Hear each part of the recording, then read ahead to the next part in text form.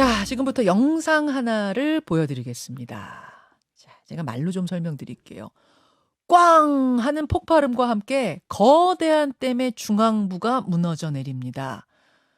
댐의 중앙부가 사라지면서 이제 강물이 콸콸콸콸 쏟아져 내리기 시작하는데요. 자, 보십시오. 예, 중앙이 없죠. 댐의 중앙이 무너졌어요. 이거 어제 새벽에 일어난 일입니다. 어디에서 일어난 일이냐? 우크라이나 남부 헤르손 지역인데 러시아가 점령 중인 지역이에요. 이 댐이요. 우리나라 충주호의 한 7배 되는 큰 댐입니다. 이게 무너지면서 아래 지역 다 잠겼습니다. 그럼 과연 누가 이런 짓을 했느냐? 러시아와 우크라이나는 서로 상대방 소행이라고 지금 주장하고 있는 상황. 아니, 우크라이나 마을이 피해 입었는데 어떻게 서로 상대방 소행이라고 할 수 있나? 이게 잘 이해가 안 가실 텐데요. 러시아 우크라이나 전쟁 상황이 지금 어떻게 돌아가고 있는가를 들으시면 이해가 될 겁니다. 이분과 함께 짚어봅니다. 서울대 정치외교학과 신범식 교수님 어서 오십시오. 안녕하세요. 어제 발생한 저 우크라이나 헤르손 지역의 댐 폭발. 일단 피해가 상당해요. 피해가 상당한데 우크라이나 마을이 피해 본 거면 당연히 러시아 소행 같은데 지금 러시아에서는 우리 짓 아니다. 우크라이나 짓이다. 이렇게 주장하는 근거가 뭡니까? 이 지도를 이제 못 보여드리긴 하지만 머릿속에 그려보시면 예. 이 드니프로강이 오른쪽 북동부서부터 남서쪽으로 이렇게 이제 흘러내리면서 예. 우하는 러시아 점령지가 있고 좌안쪽으로는 이제 우크라이나 통제 지역이죠. 우크라이나 영토죠. 예. 근데 이제 그 댐이 폭파되어졌을 때 거기서 이제 피해를 보는 쪽이 양쪽 다 나오는 겁니다.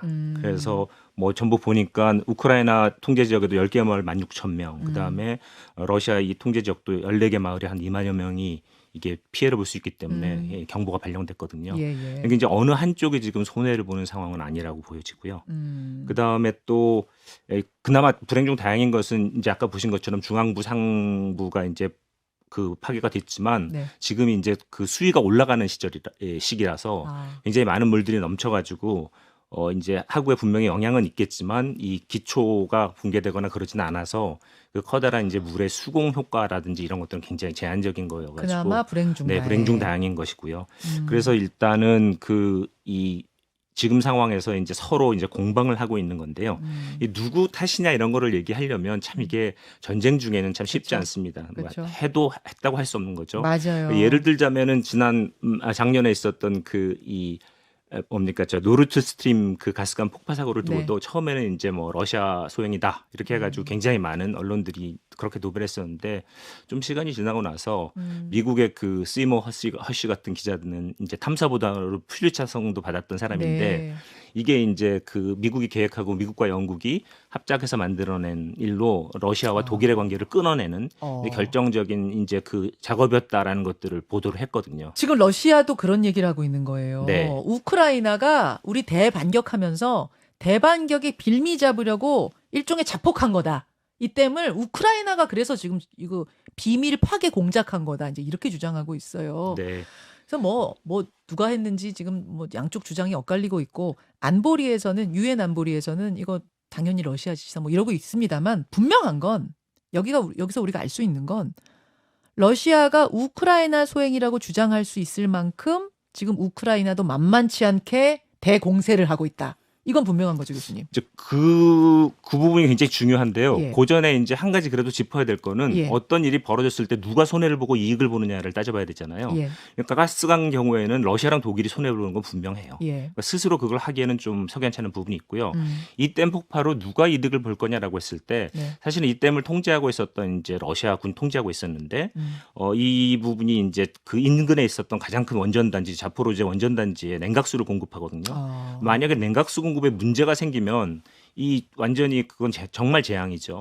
그러니까 그거를 또 통제하고 있는 러시아 입장에서는 이 물을 잃어버리게 된다는 거는 쉽지 않은 일이고요. 그 다음에 또 이 댐으로부터 이 크림반도 지역에 있는 식수가 공급돼요. 예. 그러니까 이제 이것도 러시아 입장에서는 만만치 않은 얘기예요. 다만 이런 거는 있습니다. 이제 대회전을 다가가면서 이 헤르손이 만약에 러시아가 좀 더 오데사 쪽으로 진격을 할 때 예. 굉장히 중요한 통로가 될 거고 예, 반대로 우크라이나가 반격을 할 때 크림반도를 이렇게 탈환하기에 되게 중요한 거점이거든요. 그러니까 여기에 이제 강이 이 범람을 해서 네. 강폭이 넓어지면 강가에 배치되어졌던 군사시설을 물릴 수밖에 없고 이 폭이 넓어지니까 이쪽 지역에 당분간 전투를 해서 서로 치고받는 일들이 일어날 가능성은 줄어드는 거죠. 그러네요. 그러니까 이제 방어에 유리한 부분이 되고 도리어 전선은 어떻게 보면 북쪽으로 조금 이동된 도네츠크 지역으로 집중될 가능성이 있다는 걸 보여준다는 점에서 지금 어느 쪽에게만 유리하다라고 확정하기는 그러네요. 어려운 측면이 있기 때문에 그래서 막 공방 벌이고 있는 네, 거구나. 공방을 네 벌이는 짓이다 거죠. 내 짓이다 막 이러면서 교수님, 그 지금 저는 전세가 어떻게 돌아가고 있는 건가 궁금한데 6월 3일에 우크라이나 젤렌스키 대통령이 대반격 준비하고 있다라고까지 말했습니다. 그리고 나서 뭐 위성 영상들 쭉 보면은 러시아를 향해서 우크라이나가 진격하고 있는 게 맞는 것 같은데 우크라이나는 대반격을 확인해주지 않고 있어요. 공식 발표를 안 해요. 그건 왜 그렇습니까? 우크라이나 정부에서 이번 그 전쟁과 관련되어진 이제 그 홍보 영상을 찍었을 때 전부 우크라이나 군들이 입에 손을 대는 그런 이 영상을 쭉 보여주고 있어요. 그만큼 이번 작전과 관련되어진 전문은 보안을 굉장히 철저히 유지하고 있다라고 하는 이야기죠.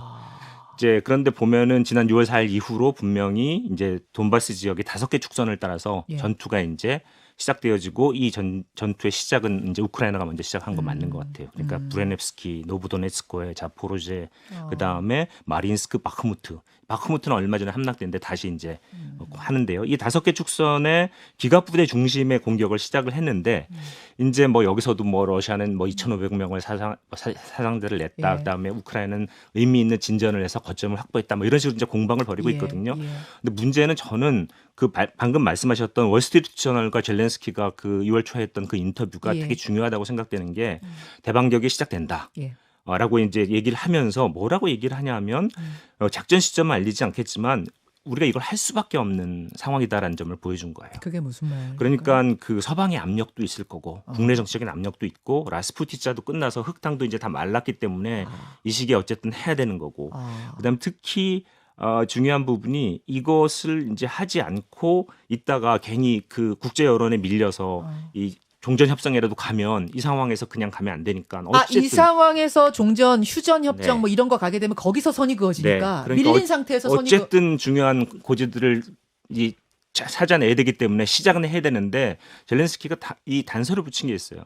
우리가 이 상태에서 시작되면 굉장히 많은 병력들이 희생을 당할 수밖에 없다. 우리 병력들이.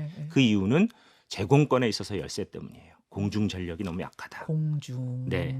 그러니까 이제 뭐 탱크나 이런 뭐 장갑차 등 무기는 상당히 보강받고 또 무기 이제 그 부대도 다시 재편하고 그래서 이제 반격 준비를 했는데 이 그 사실은 공중전에서 지원을 못 받으면 엄청난 희생들을 어렵죠. 결국 감당해내야 되는 거라서 젤렌스키가 뭐 가슴 아픈 이야기를 하는 거죠. 이 제공권 문제가 해결되지 않으면 우리 병사들이 너무 많이 죽을 수밖에 없다. 그럼에도 불구하고 내가 시점은 얘기하지 않겠지만 우리는 지금 시작할 수밖에 없다. 이런 얘기를 한 거에 저는 주목을 하거든요. 그러니까 어떻게 보면 지금 일종의 이런 그 5개 축선을 중심으로 한 공격을 시작을 하지만 이런 걸 통해서 전쟁을 조금 길게 그리고 후방 쪽에서 접경 지역의 뭐 테러와 다양한 그 드론 공격들을 통해서 혼란을 유도하면서 이쪽에서 이쪽대로 약점이 되는 지점들을 더듬으면서 이렇게 그 종합적인 판의 전쟁을 이제 시작을 한 거라고 보여져요. 보안상의 문제로 뭐 대반격 시작했다 공포하진 않았지만 교수님 보시기에 시작됐다. 그리고 공중 전력의 열세를 극복하지 않는 한 세간에서 기대하는 것처럼 이 반격이 대규모의 그런 공격으로 가기에는 우크라이나가 조심스러운 부분이 있다. 그래서 아마 뒤로는 지금도 여전히 F-16, 뭐 그다음에 에이테크임스 그리고 때에 따라서는 뭐 독일의 타우루스 같은 그 이 장거리 미사일들 이런 걸로 공중 전력을 보강하는 부분을 계속 지금 협상하고 끌어들이려고 노력하고 있다라고 보여집니다. 그 러시아의 타스 통신이 러시아군 발표를 전달했거든요. 그 보도한 걸 보면 우크라이나가 러시아 본토 공격해온 거 맞다. 근데 우리 러시아가 우크라이나 병사 250명 사살했고 전차 16대, 장갑차 21대 등등등등을 파괴했다. 이렇게 얘기했어요. 대반격을 해왔지만 우리가 이겼다. 그러자 또 우크라이나에서는 이거 가짜뉴스다. 공상과학 소설이다.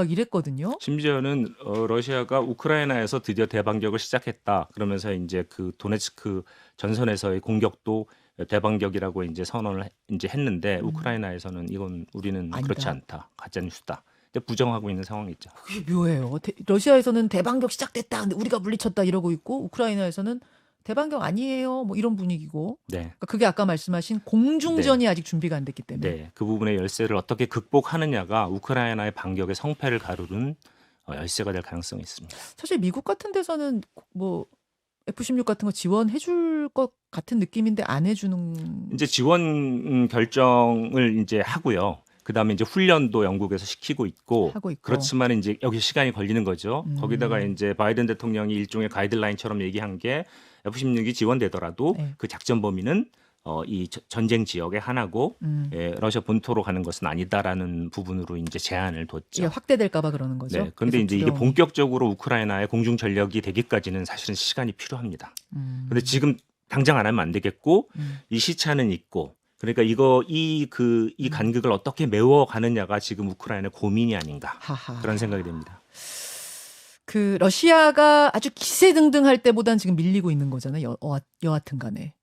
그러다 보니까 내부에서 분열도 뭐 일어나고 있다 이런 얘기가 들리는데 맞습니까?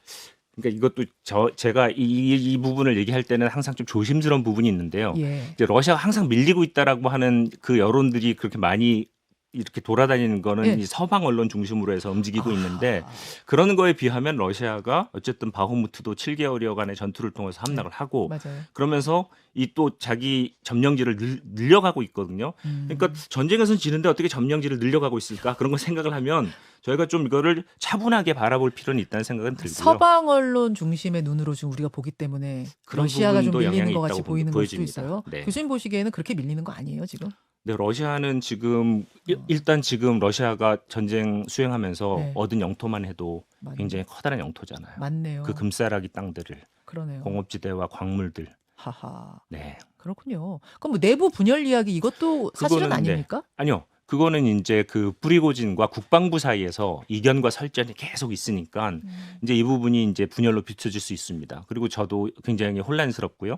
그런데 분명한 거는 그 과정에서 그 전투를 수행해서 바흐무트를 점령을 해내고 그러면서 프리고진이라고 하는 그 사병 집단 바그너 그룹의 네. 사병 집단은 계속 국방부랑 각을 세우고 있거든요. 그게 그렇게 비춰질 수는 있는데 전체 러시아의 전쟁에 임하는 여론의 분열이라고 보기는 쉽지 않아 보입니다. 그렇게 보시는군요. 네. 미국의 입장, 미국한테도 뭐 물어봤어요. 대반격 이거 어떻게 생각하느냐, 뭐 시작한 거냐 이런 거 물었더니 미국의 합참 의장은 well prepared. 그러니까 우크라이나가 준비 잘한 것 같아요. 이렇게 답했고 바이든 대통령은 사진 좀 보여주세요. 그 행운을 빈다라는 제스처 있잖아요. 대답 대신에 저 행운을 빈다는 제스처를 했더라고요.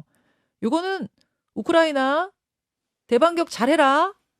우리도 돕겠다. 뭐 이렇게까지 해석해도 돼요? 그렇죠. 이미 그 많은 무기, 그러니까 안 주겠다던 탱크도 뭐 미국의 에이브럼스 탱크 같은 경우도 지원하고 이 지상군 무기를 상당히 지원을 한다는 사실 자체는 미국 바이든 행정부는 어쨌든 이 전쟁에 대해서 전적인 지지를 보내고 있는 것이고요. 대반격도 도울 거라고 보십니까? 그 반격에 대해서 일정 정도 우크라이나가 그래도 예. 회복을 해야 예. 최소한의 종전을 위한 협상의 모양새를 갖출 수 있다고 보는 것 같아요.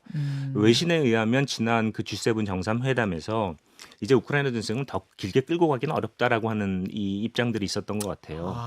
그러니까 이제 그런저런 이야기들이 있었는데 그렇지만 우크라이나가 패배해서도 안 된다라는 입장이니까 그러면 이 아마 나토 가입은 러시아가 못 받아도 EU 가입은 가능할 거고 우크라이나의 재건을 굉장히 그 부흥의 계획으로 삼아서 뭔가 좀 이런 당근을 제공을 하면서 우크라이나가 이번 반격에서 일정 정도 성과를 거두면 그걸 바탕으로 종전 휴전 협정을 이번 가을이나 이 연말까지 한번 시작해 보는 게 어떻겠느냐는 논의가 있었다는 거예요. 그런 구도에서 봤을 때 이제 그 우크라이나 입장에서는 어쨌든 굉장히 좀 조급해지는 면이 있는 그러네요. 거죠. 조금이라도 더 위로 올라가야 되는 상황. 이 전쟁 발발한 게 2022년 작년이죠. 2월 24일입니다, 여러분. 좀 1년 4개월 넘어가요. 끝나야 돼요. 네. 올해 안에는 종전 너무 많은 휴전 희생이 있었죠. 그러니까요. 종전 휴전 협상 뭐 그래서 아마 기대해- 이번 여름 대회전이라고 불리는 그 전투의 결과에 따라서 네. 이제 좀 달라지긴 하겠지만 뭐 러시아가 우세하게 끝난다면 러시아의 조건들을 상당히 우크라이나가 수용해야 될 것이고 만약에 우크라이나가 상당한 회복을 하게 된다면 일정한 정도의 타협적인 구조를 만들 텐데 아마 그게 그런 그 EU 가입과 우크라이나 부흥 계획 예, 이런 것들을 전후복구를 통한 부흥 계획 같은 것들이 중요한 이 인센티브가 되지 않을까 그렇게 예상됩니다. 서울대학교 신범식 교수와 함께하고 있습니다. 한 1분 정도 남았는데요. 간밤에 유엔 안보리 비상임 이사국으로 우리가 다시 뽑혔다. 11년 만에 재진입했다. 이 뉴스 나왔습니다. 이건 어떤 의미인가요? 네, 일단 우리가 세 번째 이제 안보리 이 이사국이 되었는데요. 예. 일단 안보리야말로 뭐 그 보도되는 것처럼 다자 외교에 있어서는 꽃이에요. 우리가 거기에 이사국이 되었다는 건 굉장히 중요한 외교적인 영향력을 발휘할 수 있다는 것이고 지금 정부에서 추진하고 있는 글로벌 중추 국가로서의 위상을 확인할 수 있고 또 그것을 실행해 나갈 수 있는 중요한 기반을 가지게 되었다는 의미인데 아마 지금 일본도 들어와 있고 네. 그런 상황이기 때문에 일본 한미일이 공조해서 지금 북한에 이제 핵 문제와 미사일 발사체 문제와 관련해 가지고 압박을 좀 더 유엔이 강하게 하는 그런 모멘텀을 만들 수도 있다는 점에서 정부는 여러 가지 기대를 하고 있는 것 같습니다. 그럼 이번에 우리가 재진입하는 것도 미국, 일본의 어떤 지원 사격 같은 게 좀 있었던 거예요? 영향이 있어요?